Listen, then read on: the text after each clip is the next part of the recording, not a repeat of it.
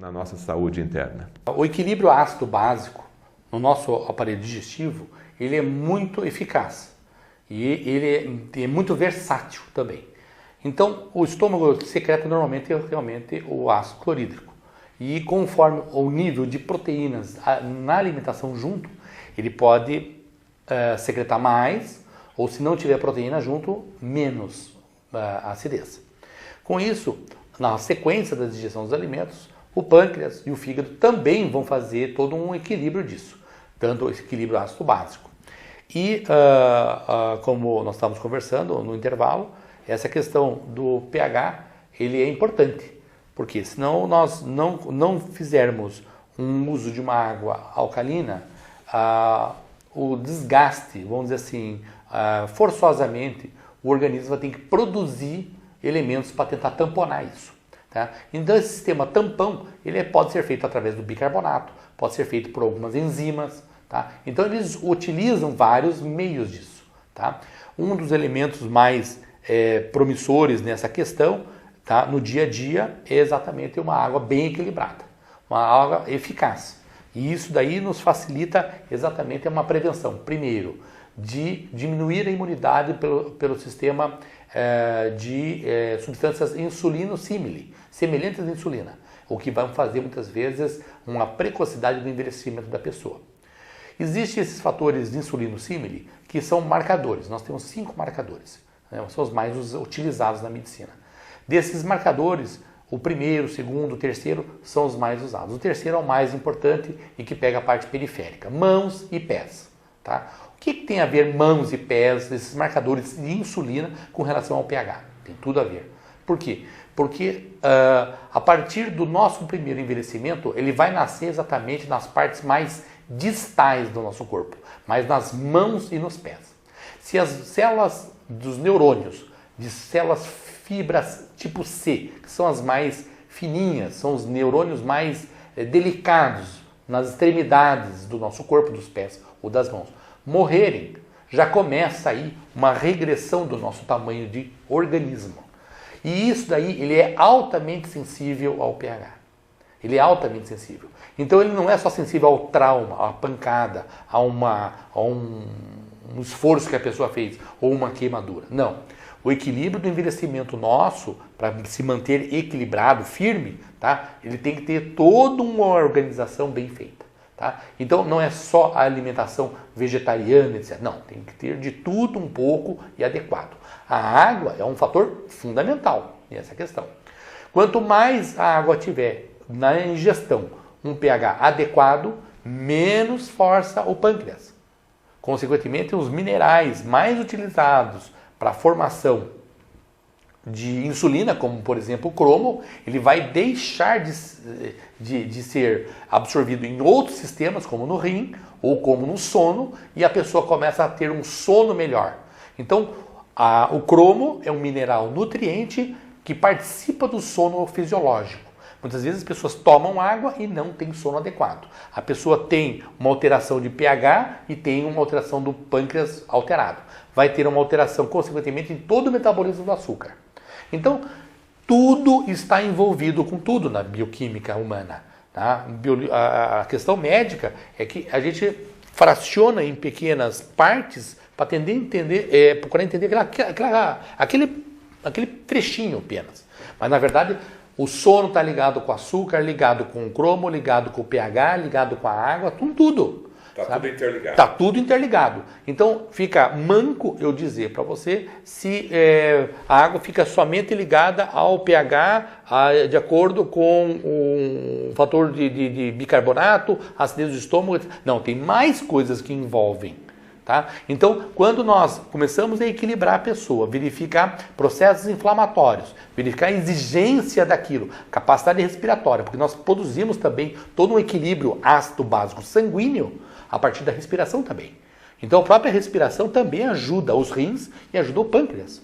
Então, você veja que é todo um equilíbrio. Tá? Então, no caso, a água, se ela estiver dentro de um equilíbrio, até a água sanguínea, que está dentro do plasma sanguíneo, também vai auxiliar na capacidade respiratória. Então, muda-se a capacidade de força física, muda a capacidade de resistência. A pessoa andava só uma quadra, hoje anda 2, 3 quadras a mais.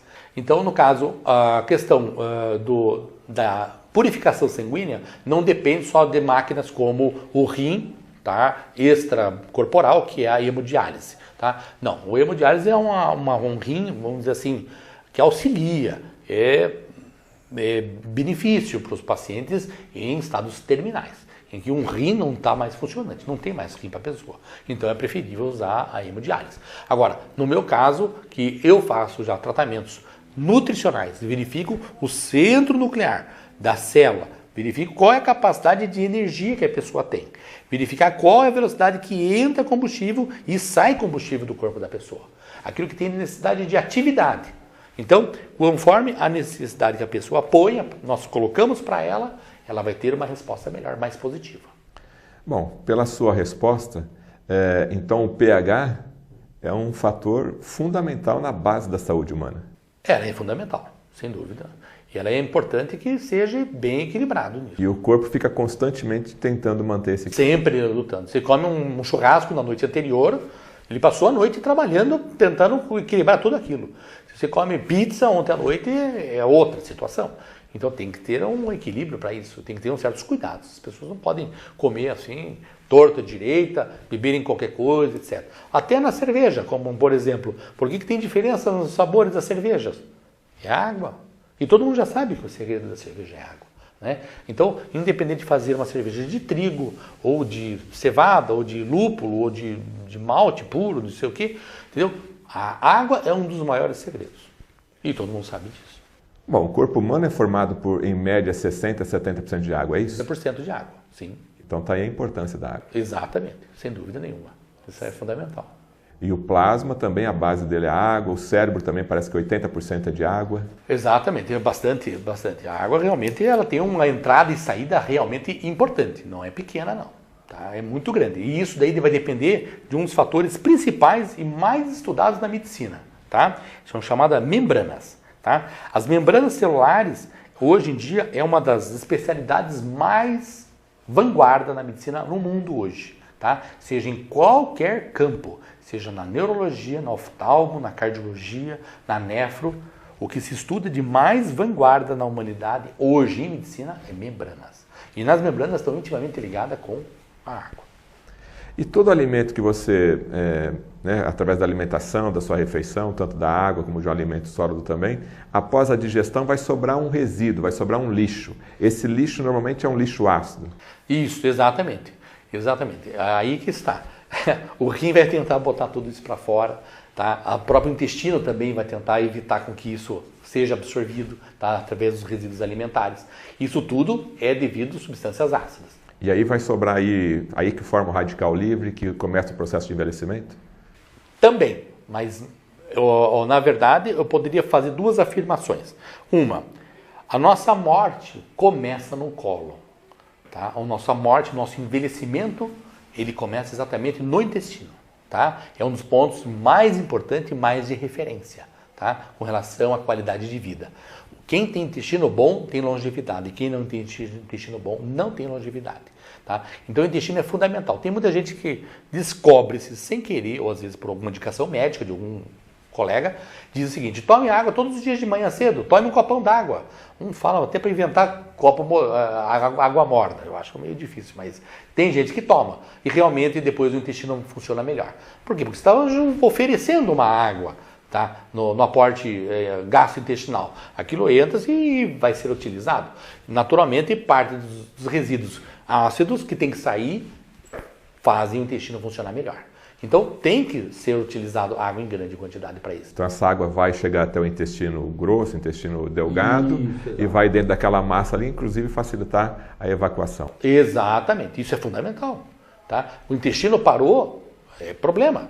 Tá? Então um dos pontos centrais nosso é realmente o intestino grosso. E a água, para concluir, a água ela pode ser antioxidante? Olha, o efeito antioxidante da água ele é muito pequeno. Tá? Ele tem que estar num estado adequado de situação em que, conforme o objetivo que eu coloque, ele vai ter um efeito antioxidante ou não. Tá? O efeito antioxidante é quando ele vai ter um efeito tampão. Tá? Então uma hidroxila, ele vai procurar um outro radical livre, tá? E vai absorver o hidrogênio.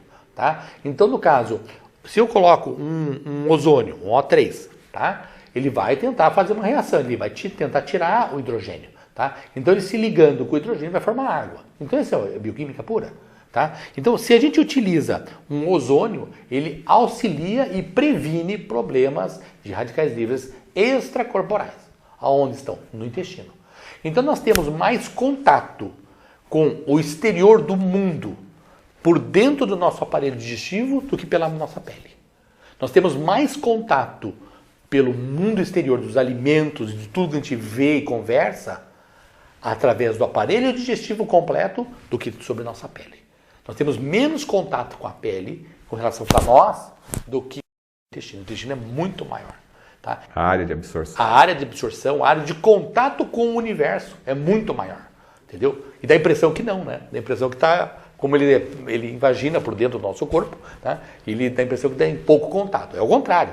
O contato de nível de bactérias, nível de contato de vírus, fungos e outros elementos nutrientes é imensamente maior do que através da pele. Então a água ionizada que tem mais hidroxila acaba ajudando também na parte de antioxidantes. Exatamente, na questão de contato extracorporal, né? Exatamente na luz do intestino, não diria nem extracorporal, né? Na luz intestinal, tá? Então ele ajuda e previne isso aí. Tenho certeza que você não sabia da importância da água que você bebe no seu dia a dia. Para terminar, doutora Haddad, uma mensagem então para que a pessoa tenha consciência que a saúde pode ser um ato do dia a dia de forma bem simples.